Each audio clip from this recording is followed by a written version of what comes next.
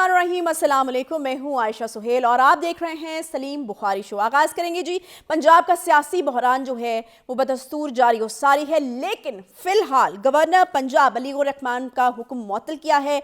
Lahore high court ने परवेज़ इलाही साहब को काबीना समेत बहाल कर दिया है। एतमाद का वोट लेते ही असम्बली डिसॉल्व कर देंगे। मोहन इलाही साहब जो हैं वो फिर से ये बयान देते हुए नजर आ रहे हैं, लेकिन 186 वोट्स हासिल करना क्या इतना ही आसान है? नून लीग ने चौधरी परवेज़ इलाही के खिलाफ तहरीक अदम एतमाद वापस ले ली है, तो तहरीक अदम एतमाद लाने का क्या मकसद हो सकता है? किसकी जीत हुई है जी, किसकी हार, इसके ऊपर आज तफसील से करेंगे हम बात।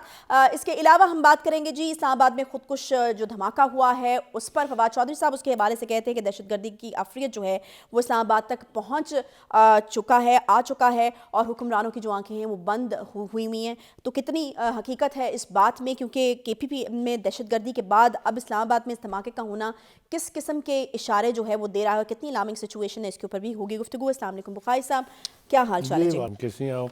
ठीक ठाक अल्हम्दुलिल्लाह। चौधरी परवेज़ इलाही साहब को मेरे ख्याल में वेलकम बैक कहें हम जी। अभी तो फिलहाल तो कहना पड़ेगा आपको, कुछ ऐसा नहीं है आपके पास, क्योंकि जैसा आपने कहा खुद के कोर्ट ने उनको एक रिलीफ दिया है जो यानी राना सनाउल्लाह के नज़दीक जो है एक इंटरम रिलीफ है, क्योंकि 11 जनवरी को इसकी समाअत दोबारा होनी है।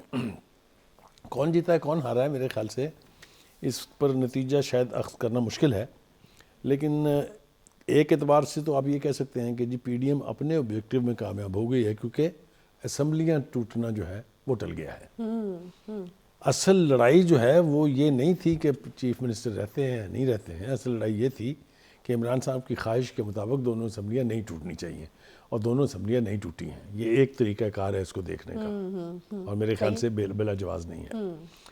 दूसरी तरफ ये है कि जो उनका ख्याल ये था कि परवेज़ इलाही साहब को हटा के वोट ऑफ कॉन्फिडेंस के ज़रिए और फिर अपनी मर्ज़ी का वज़ीर लड़ाया जाए, और ख़ास तौर से नाम लिया जा रहा था कि हमज़ा साहब जो हैं वो दोबारा PDM के होंगे, बल्कि आसिफ जरदारी साहब ने इंडोर्स भी कर दिया उनका नाम। अच्छा।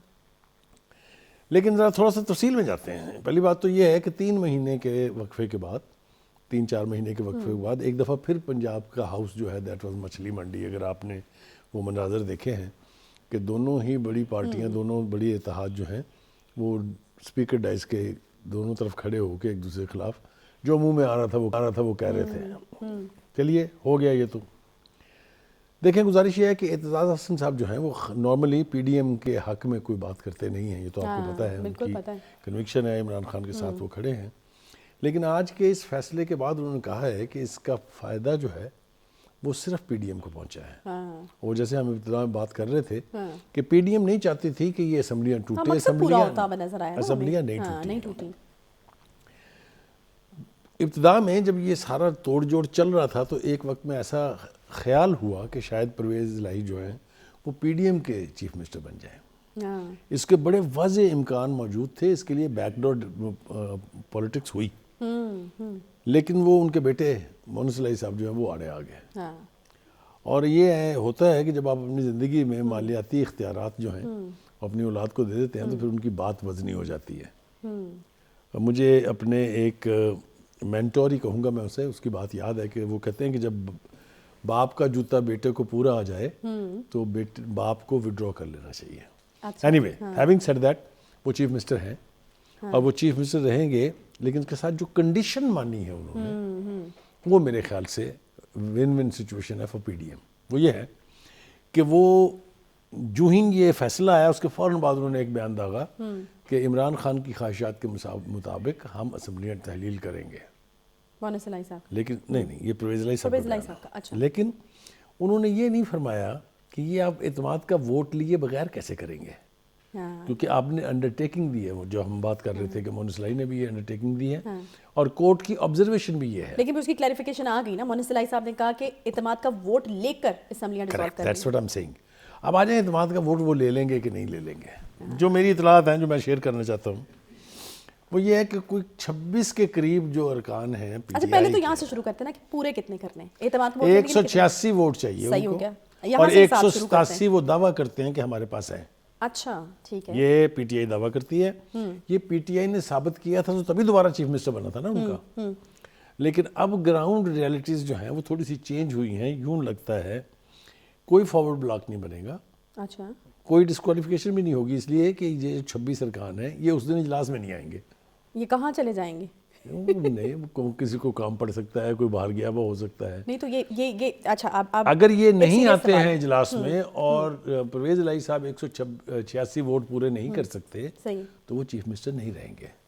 اچھا ٹھیک ہے, اب میں ایک سیریس سوال آپ سے کرنے لگی ہوں کہ 26 اراکین آپ یہ کہہ رہے ہیں کہ وہ نہیں آئیں گے. پہلے جب اس طرح کی سچویشن بنتی تھی, اراکین کہیں چلے جاتے تھے, ادھر ادھر کوئی کام پڑ ہی جاتا ہے, تو ہمیں پتہ ہے کہ چھانگا مانگا اور مری ہمیں یاد ہے, تو ہمیں پتہ ہے کہ وہ کہاں جاتے تھے, کس طرح سے جاتے تھے, کن کے کہنے پہ جاتے تھے.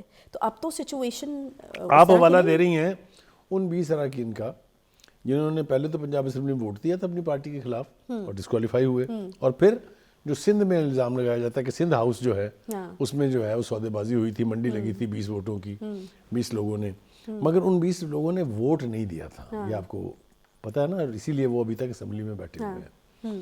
یہ سچویشن تھوڑی سی مختلف ہے, یہ ووٹ تو کاسٹ کر ہی نہیں رہے, یہ اپنی پارٹی کے حکم کے خلاف تو جا ہی نہیں رہے, وہ تو اجلاس میں نہیں آ رہے ہیں. میں وہی تو کہہ رہی ہوں کہ وہ اجلاس میں نہیں آ رہے, تو اس کے پیچھے جو ہے وہ ڈوریاں کدھر سے. اب دیکھیں نا, اب آپ اس کے جو مرضی تعویلات نکال لیں, آپ یہ کہہ سکتے ہیں کہ جناب وہ اپنی پارٹی کی پالیسیوں سے ناراض ہیں.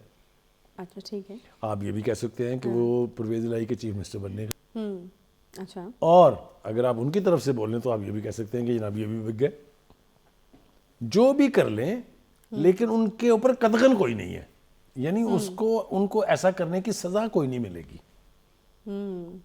کسی اجلاس سے ابسٹین کرنا یہ ممبر کا حق ہے. اچھا, وجہ کوئی بھی ہو سکتی ہے اس کی. میں یہ سمجھتا ہوں, میں آپ کو عرض کروں اگر ان کے پاس 186 ووٹ ہوتے تو یہ عدالتوں میں جانے کی ضرورت ہی نہیں تھی. یہ پہلے ہی جو ہی گورنر نے کہا تھا کہ آپ ووٹ آف کانفیڈنس لے لیں, آپ کہیں گے بلاؤ جی اجلاس بلاؤ, ہم لے لیتے ہیں. تو کہیں نہ کہیں گڑبڑ تو ہے. اچھا, یہ گڑبڑ جو ہے یہ ابھی فوری طور پر حل ہونے نہیں جا رہی. یہ ڈریگ ضرور ہوگا معاملہ, عدالتوں کے اندر بھی چڑھے گا, شاید یہ 11 سے بیونڈ بھی جا سکتا ہے, لیکن اسمبلیاں تحلیل نہیں ہوگی. اب اسمبلیاں تحلیل ہونے کے پیچھے فلسفی کیا تھی وہ ہم نے ڈسکس کی تھی, لیکن یہاں دہرانا ضروری ہے. خان صاحب کا خیال یہ ہے کہ جب پنجاب جیسی بڑی اسمبلی, جو کہ بہت بڑی لارجسٹ اسمبلی ہے, 400+ ووٹ ہیں اس کے, وہ ٹوٹے گی, پھر کے پی کے کی بھی میں توڑ دوں گا کیونکہ وہاں تو ہے ہی حکومت ہماری, حکومت تو خیر یہاں بھی ہماری ہے, تو اتنا پریشر پڑ جائے گا پی ڈی ایم پر کہ انہیں انتخابات قبل از وقت کرانے پڑ جائیں گے. لیکن وہ کیا کریں, وہ جو رانا ثناء اللہ ہے نا, وہ پتہ نہیں کیا کس چیز کے بنے ہوئے ہیں, اور پتہ نہیں کہاں کہاں سے درفنتنیاں لے کے آتے ہیں. وہ سب سے پہلے انہوں نے رسپونڈ کیا, اس کو یہ کہا کہ جناب کوئی جنرل الیکشن ہونے نہیں جا رہے, ہم ان 2 صوبوں کے اندر بائی الیکشن کرا دیں گے. ٹھیک ہے, اب جو لڑائی ہے وہ یہ ہے کہ اگر اسمبلیاں نہیں ٹوٹ رہی ہیں تو اس کا مطلب یہ ہے کہ وہ اپنی مدت پوری کریں گی, اور اپنی مدت پوری کریں گی تو حکومت کو پھر مزید تقریباً 1 سال مل جاتا ہے. 1 سال نہیں تو کم از کم 10-11 مہینے تو ہیں, اور اس بیچ میں وہ اپنا قبلہ درست کر کے جو معاشی حالات ہیں, جو سب سے زیادہ بڑا سیریس اسپرشن ہے ان کے اوپر, اس کو اگر سیٹ کر لیتے ہیں تو پھر ان کے لیے آئندہ جنرل انتخابات میں جانا آسان ہوگا. میرے خیال سے پی ڈی ایم کی اسٹریٹجی یہ ہے کہ اسمبلیوں کو برقرار رکھا جائے تاکہ ان کی حکومت سینٹر میں موجود رہے, اور وہ چیزوں کو سیٹ سٹ کر کے اور ایسے وقت میں الیکشن جائیں جب یہ اکنامک پریشر نہیں. آپ نے تو وہ سچویشن بنا دی نا کہ اگر اسمبلیاں نہیں ٹوٹتی تو یہ منظرنامہ. مونس الہی صاحب تو کہہ رہے ہیں تو ہم تو توڑنے والے ہیں اسمبلیاں. ٹھیک ہے, دیکھیں ایک شرط تو یہ ہے کہ کے پی کے والے کہتے ہیں کہ اگر پنجاب نہیں ٹوٹے گی, میں اسی طرف آ رہی تھی کہ پنجاب میں تو چلیں گے, تمام معاملہ بگڑ گیا, کے پی کے میں کیا مسئلہ ہے وہاں یہ مسئلہ ہے کہ چونکہ خان صاحب کے آبجیکٹو کا انہیں پتہ ہے, تو وہاں کے چیف منسٹر نے کہا کہ ہم اسمبلیاں اس وقت توڑیں گے جب پنجاب ٹوٹ جائے گی. مطلب وہ جو مشروط کر کے رکھی ہوئی, کیونکہ نون لیگ والے. اب اس مشروط ہونے کا نقصان کیا ہے, وہ یہ ہے کہ چونکہ آثار ایسے نمایاں ہو رہے ہیں, صورتحال ایسی بن رہی ہے کہ یہ اسمبلی تو نہیں ٹوٹے گی, کیونکہ ووٹ آف کانفیڈنس اگر نہیں لیں گے تو اسمبلی تحلیل نہیں کر سکتے. یہ تو کورٹ میں بھی کہہ دیا, کورٹ نے خود بھی کہا ہے کہ جی بالکل ٹھیک ہے, آپ پہلے اعتماد کا ووٹ لیں پھر آگے کوئی مزید ایکشن کیجیے. تو میں سمجھتا ہوں اگر آپ اس کو 2+2 = 4 بنائیں, 5 نہ بنائیں, تو پھر پی ڈی ایم کو ایک پلس پوائنٹ مل گیا ہے. صحیح ہے کہ خان صاحب کے تمام شور و غوغے کے بعد, پوری کیمپیننگ کے بعد, پورے لانگ مارچ کے 2 دفعہ 25 مئی اور 26 نومبر کے بعد ان کی خواہش کی تکمیل نہیں ہو سکی ہے اور معاملہ لٹک گیا ہے. یہ سوٹ کرتا ہے پی ڈی ایم کو. صحیح. Full stop period. جی. اچھا ایسا کیسے بخاری صاحب کے جو پرویز الہی صاحب ہیں جس طریقے سے جو چیزیں وہ چاہ رہے تھے حالات ویسے ہی ان کے لیے بنتے جا رہے ہیں؟ کیا ان کو لکی آدمی کنسیڈر کرنا چاہیے؟ دیکھیے وہ لکی ہیں بہت اعتبار سے، اس لیے کہ وہ لکی تھے تو پنجاب کے چیف منسٹر رہے 5 سال. وہ بھی ایک سیناریو تھا، ملٹری ڈکٹیٹرشپ. وہ بھی نہیں توڑنا چاہتے تھے نا، اسمبلی نہیں ٹوٹی. اس کے بعد پھر وہ ڈپٹی پرائم منسٹر تھا کہ عہدے تک پر جا کے فائز ہو گئے تھے، آپ کو یاد ہے. پھر دوبارہ ان کو یہ چیف منسٹری مل گئی. تو صورتحال ایسی بن رہی ہے کہ آج یہ بات اسٹیبلش ہو گئی ہے کہ آپ اسمبلی توڑنے کا حق صرف اس صورت میں رکھتے ہیں کہ آپ اپنے آپ کو ووٹ آف کانفیڈنس لے کے ثابت کریں کہ آپ اکثریت کو لیڈ کر رہے ہیں. نہیں ابھی بھی تو لکی ہیں نا، وہ تو توڑنا ہی نہیں چاہتے تھے، وہ تو نہیں توڑنا چاہتے تھے. اور نون لیگ بڑے بڑے فخر سے کہہ رہے ہیں بھائی یہ ان 10 سیٹوں کے بندے کی مرضی نہیں ہے، یہ اس کی ہے جس کی 150 سے پلس سیٹیں، جس کا نام عمران خان ہے. اسمبلی تو وہ توڑنا چاہتا تھا. میں نے کب کہا کہ چودھری پرویز وہی تو میں کہہ رہی ہوں کہ پرویز الہی کی تو پھر جیت ہوئی ہے نا. نون لیگ تو بڑے فخر سے کہہ رہے ہیں کہ ہماری اور پرویز الہی صاحب کی ون ون سچویشن ہے آج. ہاں لیکن یہ بہت دیر تک قائم رہنے والی اس لیے نہیں ہے کہ آپ کو ووٹ آف کانفیڈنس لینا ہی لینا ہے چونکہ آپ نے انڈرٹیکنگ دی ہے. اور یہ جو میں نے 26 ایم پی ایز کی آپ کو بات بتائی ہے، آپ نے اٹھا کے ٹوکری میں پھینک دی ہے. یہ نہیں میں نے بالکل بڑی ظالم خاتون ہے آپ نے. بخاری صاحب آپ یہ ایلیگیشن کیسے لگا سکتے ہیں؟ میں اس لیے میری ہر بات آپ دہراتی ہیں، یہ بات نہیں دہرائی آپ نے. میں تو اس کی اندرونی کہانی آپ سے جاننا چاہتی تھی. میں نے 4 دفعہ آپ سے سوال کیا کہ وہ جائیں گے کدھر. دیکھیں ان کے جانے کا سوال میں نے کہا نا، وہ کہیں نہیں جائیں گے، یہی ان کا کمال ہے. وہ کہیں نہ جا کے وہ کام کر دیں گے جو ان کے کہیں جانے سے بھی نہیں ہو سکتا. نہیں میں یہ نہیں کہہ رہی کہ وہ کسی پارٹی کے ساتھ جائیں گے. میں کہوں گی اس اسپیسیفک دن ان کو کیا ایسا کام پڑ جائے گا اور کدھر کیا مصروفیت ہوگی اور کس کے کہنے پہ ہوگی. کس کی طبیعت کب خراب ہو سکتی ہے، کس کو کس وقت کوئی ضروری کام پڑ سکتا ہے. اب آپ جان چھڑا رہے ہیں. نہیں میں جان بالکل نہیں چھڑا رہا. آپ مجھے جس طرف لانا چاہ رہی ہیں میں وہاں آنا نہیں چاہ رہا. آپ کا خیال یہ ہے کہ ان 26 کا انتظام اور اتنے کیا اگلوانا چاہ رہی ہوں. ہاں کیونکہ ہمارے پاس تو دیکھیں نا ایک ہے کہ اب بالکل اے پولیٹیکل والی جو سچویشن ہے، اسٹیٹمنٹس ہیں، سب چیزیں. تو پھر اب یہ کام جو ہے وہ کیا میں آپ کو یقین کے ساتھ یہ بتانے کے لیے تیار ہوں کہ چونکہ ان 26 لوگوں میں سے میری کسی سے بات نہیں ہوئی ہے، لہٰذا وہ مرضی دے مالک نے جدھر مرضی جان. بس میں خبر دے سکتا ہوں کہ 26 جا رہے ہیں. میں نے آپ کو یہ بتا دیا ہے کہ جب بھی ووٹ ہوگا 186 پورے کرنے بہت کار دارد ہے اور بہت سارے امکانات اس بات کے ہیں کہ یہ ارکان پورے نہ ہوں اور ووٹ آف کانفیڈنس اگر نہ لیا تو پھر آپ کو پتہ ہے کیا ہوگا. صحیح. اچھا میں ایک بریک لے لیتی ہوں. بریک کے بعد جب واپس آئیں گے تو ایک اور اہم سوال جو ہے وہ بخاری صاحب سے میں نے کرنا ہے. کچھ لوگ شاید یہ بھی سمجھ رہے ہیں کہ نون لیگ کے لیے جو ہے وہ ایک لوز کرنے والی سچویشن ہے اور اسمبلی نہیں ٹوٹی. نون لیگ چاہ رہی تھی کہ پنجاب میں حکومت مل جائے. کیا کتنی حقیقت ہے اس بات میں؟ نون لیگ واقعی انٹرسٹڈ بھی ہے اس وقت پنجاب گورنمنٹ بنانے میں یا نہیں انٹرسٹڈ ہے؟ تو یہ سٹوری جو ہے یہ بھی ہم بخاری صاحب سے آ کے پوچھیں گے. چھوٹا سا بریک لیتے ہیں، بریک کے بعد واپس آئیں گے. ساتھ رہیے.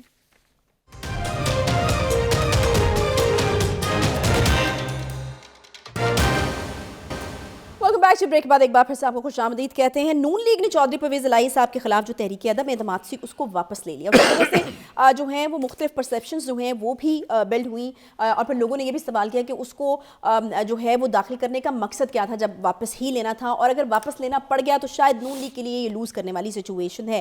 بخاری صاحب میں آپ سے اسی سوال کا جواب جو ہے وہ لینا چاہوں گی کہ عدم اعتماد لانے کے پیچھے جو ہے وہ وجہ کیا تھی، کیونکہ پھر واپس بھی لینی پڑی. پھر یہ بھی پرسیپشنز جو ہیں وہ بنے کہ شاید نون لیگ جو ہے وہ گورنمنٹ میں انٹرسٹڈ تھی، پنجاب کی حکومت میں انٹرسٹڈ تھی اور آج ان کے لیے لوز کرنے والی سچویشن ہے کیونکہ اسمبلی جو ہے وہ نہیں ٹوٹی. میں آپ کے اس معصوم سوال کے پیچھے جو شرارت ہے وہ اچھی طرح سے جانتا ہوں اور کوشش کرتا ہوں اس کا جواب دینے کی. دیکھیے مرکز میں حکومت لی نون لیگ نے اور پی ڈی ایم نے، بلکہ اب تک پچھتا رہے ہوں گے، دل میں مانے بے شک یا نہ مانے، لیکن جو کچھ حال ہو رہا ہے ان کا، جو کھچائی ہو رہی ہے ان کی، اس لیے کہ نہ اکانومی سنبھل رہی ہے، نہ انٹرنیشنل ارینا میں ان کو کوئی بہت واضح وہ مل رہی ہے، تو وہ بے وقوف ہی ہوں گے اگر وہ یہ خواہش کریں کہ پنجاب کی حکومت بھی ہمیں مل جائے. میں آپ کو بالکل یقین سے کہتا ہوں کہ پوری پی ڈی ایم کی خواہش یہ ہے کہ یہ حکومت انہی کے پاس رہے اور یہ اتنے ذلیل ہوں جتنے ہم ہوئے ہیں مرکز میں. اچھا. اور یہ ہوگا. اور اسی وجہ سے وہ چاہتے تھے کہ اسمبلی نہ ٹوٹے، یہی رہے. آپ سمجھ آ رہی بات کو؟ آپ دیکھیں نا، آپ خود ہی نتیجے پہ پہنچ جاتی صحیح کے اوپر یہ بات آپ کو بالکل میں کنوکشن سے کہہ رہا ہوں کہ وہ کبھی لینا نہیں چاہتے تھے, وہ صرف اسمبلیوں کی تحلیل روکنا چاہتے تھے اور وہ کر لیا تاکہ کہیں ان کی جان نہ چھٹ جائے. اچھا وہ نہیں ہونے دیا. ٹھیک ہے. دوسری بات یہ ہے کہ اس کا خطرہ کیا ہو سکتا تھا کہ اگر اسمبلیاں ٹوٹ جاتی تو وہ توقع کر رہے تھے کہ عام انتخابات پھر ارلی ہو جائیں گے.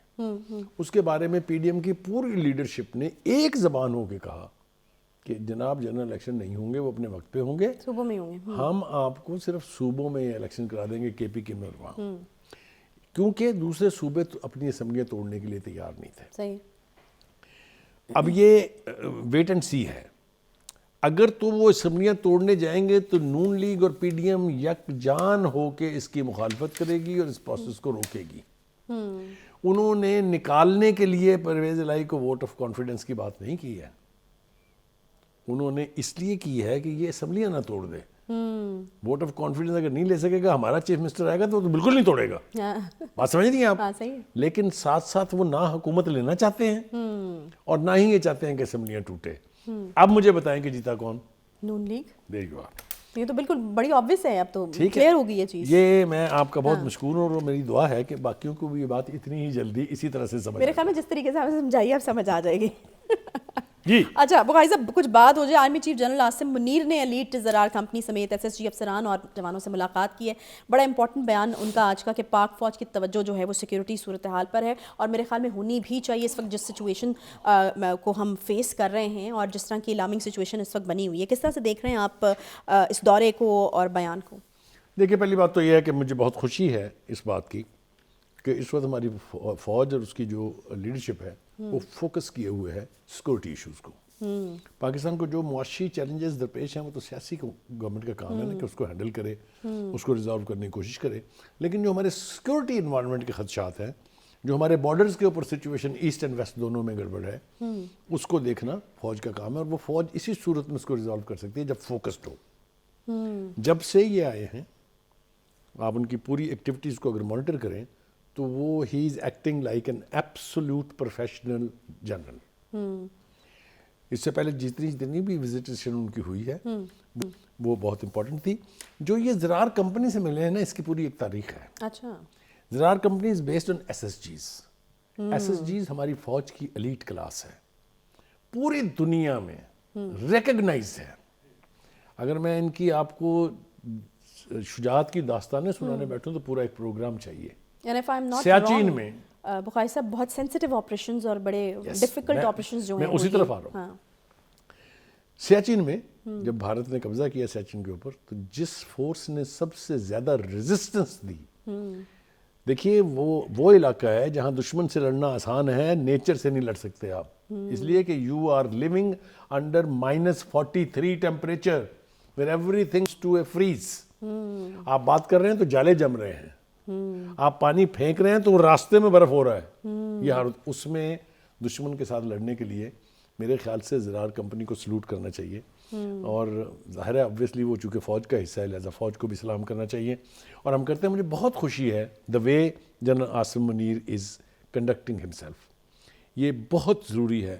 انہوں نے ایڈوانس مورچوں کے اوپر جو ہمارے پاکستان بارڈر ہے وہاں بھی گئے ہیں وہ, اور انہوں نے جوانوں کے ساتھ بات چیت کی ہے. جو گفتگو ہو رہی ہے ان کے ساتھ, جو باڈی لینگویج ہے جنرل کی, it tells me, it makes me believe کہ میرے خیال سے دفاع جو ہے وہ اب اسٹرانگ ہاتھوں میں جا رہا ہے. جیسا میں نے کہا کہ اگر ملٹری لیڈرشپ فوکسڈ ہو, اگر وہ فوکسڈ ہے تو بارڈرز آپ کے خطرے سے خالی ہیں, وہاں آپ کو آرام سے بیٹھ جانا چاہیے.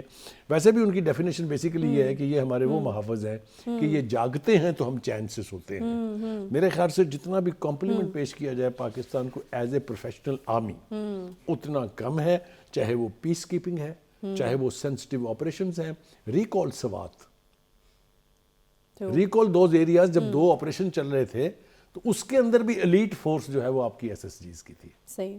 تو میں سمجھتا ہوں یہ موقع ہے ہمارے لیے کہ ہم ان کو کمپلیمنٹ بھی پیش کریں اور ان کو اپنی اس سالیڈیرٹی کا بھی یقین دلائیں کہ قوم اگر فوج کے پیچھے کھڑی ہے تو اس فوج کو جو ایک نیوکلر کنٹری کی فوج ہے اس کو دنیا کا کوئی دشمن شکست نہیں دے سکتا. بے شک. اچھا بقائی صاحب، یہ جو اسٹیٹمنٹ ہے ایک بار پھر سے میں اس کی طرف آپ کو لے کے آنا چاہوں گی. پاک فوج کی توجہ سیکورٹی صورتحال پہ ہے، یہ کیا ایک بار پھر سے اسی عزم کا اعادہ کیا گیا ہے جو کہ جنرل باجوہ جاتے ہوئے کہہ گئے تھے؟ It's a continuity.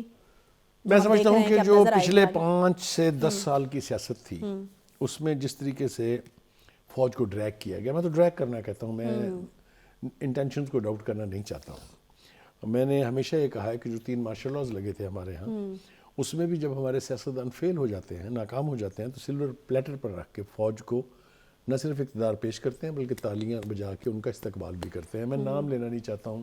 Having said that, یہ اسٹیٹمنٹ جو ہے it is a kind of a message. یہ میرے خیال سے ان حلقوں کو جو کسی نہ کسی طریقے سے کسی نہ کسی صورتحال میں فوج کو ڈریگ کر لیتے ہیں، ان کے لیے کہ بھائی خدا کے لیے آپ اپنا کام کریں، ہمیں وہ کام کرنے دیں جس کے لیے ہم ہیں. صحیح. مجھے یہ یقین ہے کہ ایک تو فوج کے اندر جس مورال کی ضرورت ہوتی ہے، جو ایک فائٹنگ فورس کا ہونا چاہیے، اس کے لیے عاصم منیر صاحب کا جو طریقہ کار ہے، جو جس طریقے سے وہ یعنی پروسیڈ کر رہے ہیں، وہ پیور پروفیشنل ہے. اور یہ جوانوں کے لیے ان کے پاس جا کے جب چیف بات کرتا ہے، آپ کو اندازہ نہیں ہے وہ دن ان کے لیے کتنا بڑا دن ہوتا ہے. وہ ایک بڑا کھانا کہتے ہیں اس کو، جس میں سپاہی اور جنرل ساتھ بیٹھ کے کھاتے ہیں. وہ کیا اسپرٹ کنوے کرتا ہے، کیا میسج کنوے کرتا ہے، وہ صرف وہاں بیٹھ کے آپ کو فیل ہو سکتا ہے. میں نے چونکہ ان 1-2 کھانوں میں شرکت کی ہوئی ہے، اس لیے میں مطلب as such not as a member but I have witness that. تو ہم یہ آج یہاں بات ختم کرتے ہیں کہ جنرل صاحب keep it up, what you are doing is the right thing that you should do. سیاستدانوں کو چھوڑ دیں یہ لڑ کے، یہ گتھم گتھا ہو کے، یہ ایک دوسرے کو مار پیٹ کر کے ٹھیک ہو جائیں گے. یہ سیکھیں گے اسی طرح، کیونکہ اگر آپ آ کے یعنی فورس جو ہے وہ ان کو بار بار سہارے دے گی، یہ کبھی نہیں سیکھیں گے. صحیح. ٹھیک ہے جی، یہاں پہ ایک چھوٹا سا بریک لیتے ہیں. بریک کے بعد جب واپس آئیں گے تو اسلام آباد خودکش دھماکہ کیا جو ہے وہ کتنی الارمنگ سچویشن ہے اور اس سے ہمیں کیا سیکھنے کی ضرورت ہے، کیا واقعی جاگنے کی ضرورت ہے. ایک چھوٹا سا بریک لیں گے، واپس آئیں گے، ساتھ رہیے.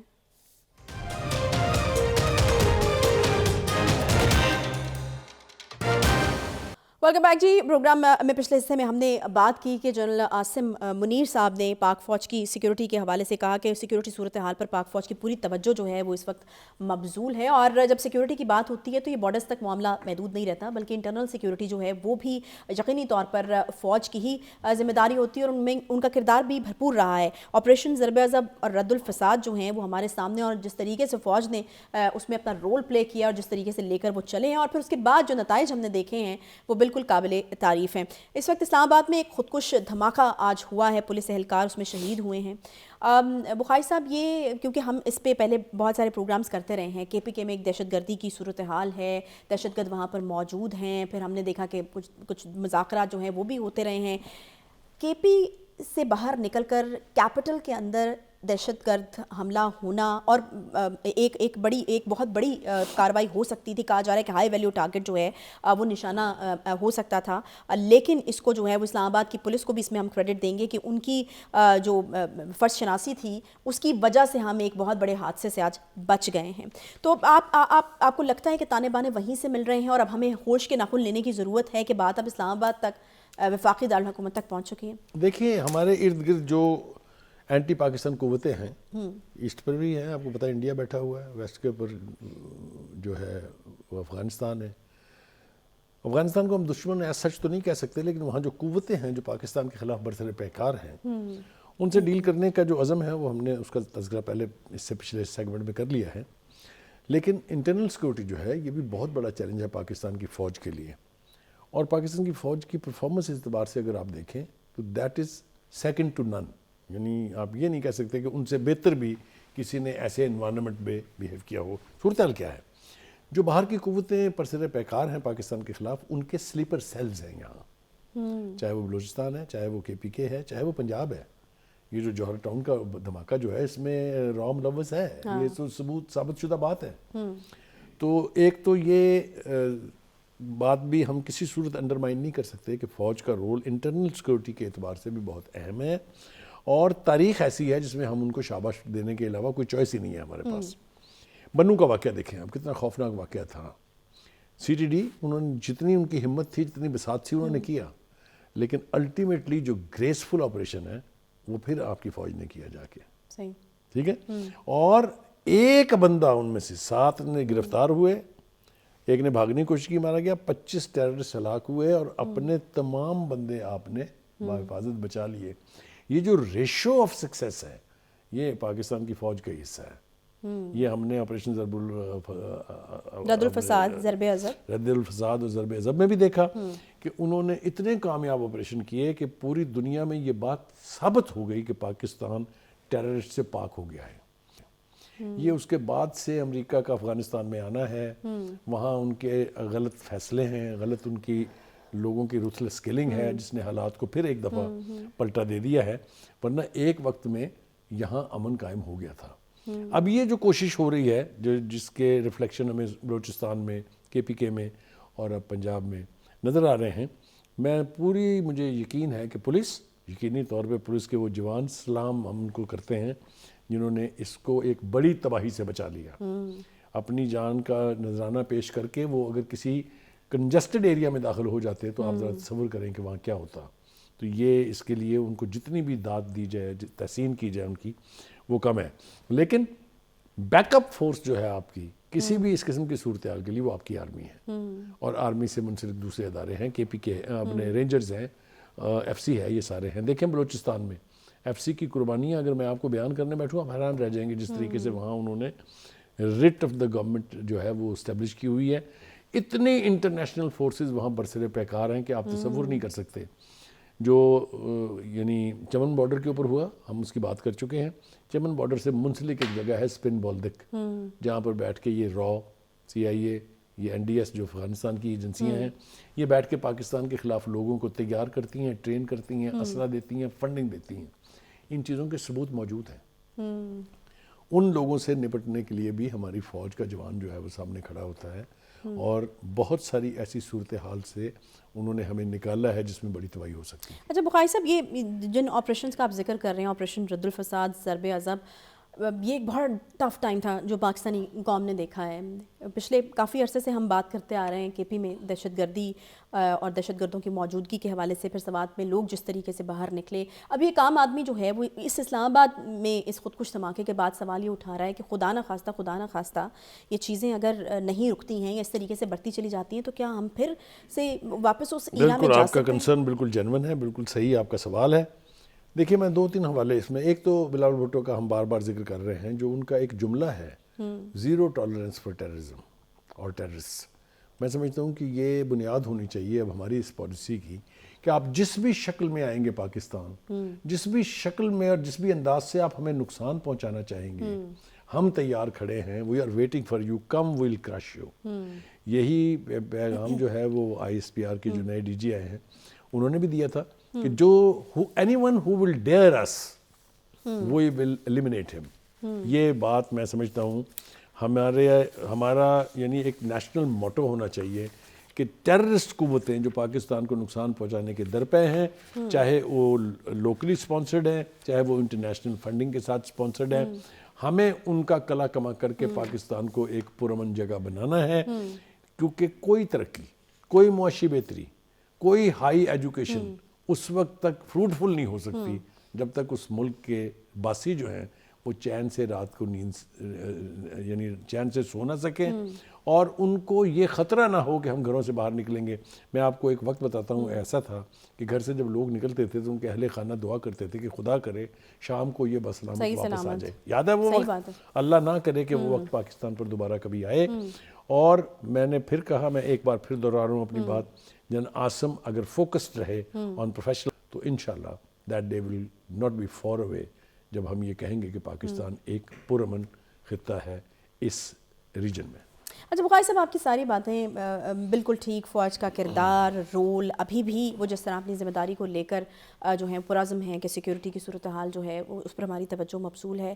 دوسری طرف آبویسلی سیاسی قیادت بھی ہے، اس کا رول جو اس وقت ہے اس کو آپ کس طرح سے دیکھ رہے ہیں؟ ہم جن چیزوں میں پڑے ہوئے ہیں، اسلام آباد میں خود کچھ دھماکہ ہو رہا ہے، ہم کس طریقے سے جو ہے بالکل سیاسی جو معاملات ہیں اس کے اندر الجھے ہوئے ہیں، پھر ہمارے سیاستدانوں کے اوپر سے اس طرح کے بیانات آتے ہیں. چودھری فواد حسین کا ٹویٹ آپ نے پڑھا ہوگا، یقیناً آپ کے سامنے ہے کہ حکومت اپنے لوٹ مار کے مقدمے میں.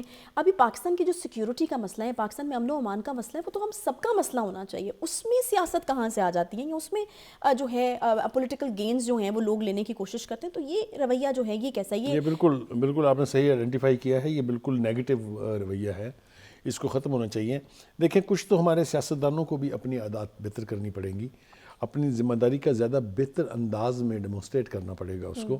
میں نے بنوں کے واقعے کی مثال دی، میں آپ کو پھر یہ کہتا ہوں کہ جب بنوں کا واقعہ اپنے عروج پر تھا، when tension were high they were demanding moons. وہ چاند مانگ رہے تھے کہ ہمیں ہیلی کاپٹر دیں جی اور ہمیں سیف ایگزٹ دیں، ہم افغانستان جائیں گے. اس وقت وہاں کا چیف منسٹر جو ہے زمان پاک میں بیٹھا ہوا تھا. اسی طریقے سے بہت ساری مثالیں میں اور دے سکتا ہوں، کوئی ایگزمپشن نہیں ہے. نون لیگ کی قیادت جو ہے ان کی بھی غیر ذمہ داری کی مثالیں بے پناہ دی جا سکتی ہیں، پیپلز پارٹی کی دی جا سکتی ہیں. لیکن یہ it's not the blame that should keep changing. The demand is that politician must start feeling their responsibility کہ فوج ٹھیک ہے، ہمارے ڈیفینڈرز ہیں، لیکن ہماری بھی کچھ ذمہ داریاں ہیں. ہمیں بھی فوکس رہنا ہے ان چیزوں پر جو ہمارے چیلنجز ہیں.